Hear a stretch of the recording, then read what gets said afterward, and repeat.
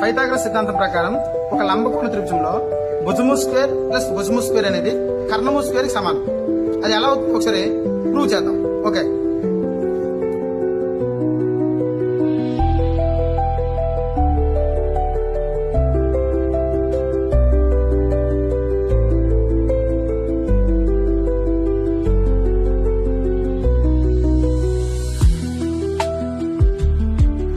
Okay ఇది 3 square అయింది.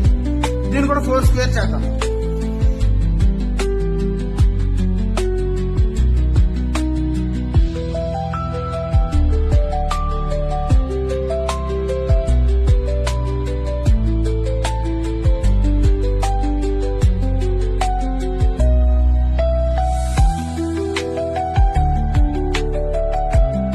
ఇప్పుడు చూడండి, ఇది 3 స్క్వేర్, ఇది 4 స్క్వేర్.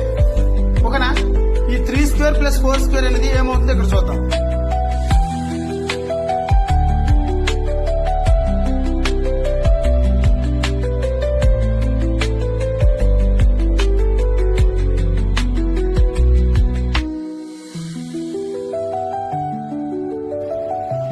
ఓకే, ఇప్పుడు చూడండి 5 స్క్వేర్ అయింది లేదా? 1 2 3 4 5 1 2 3 4 5 ఇది 5 స్క్వేర్.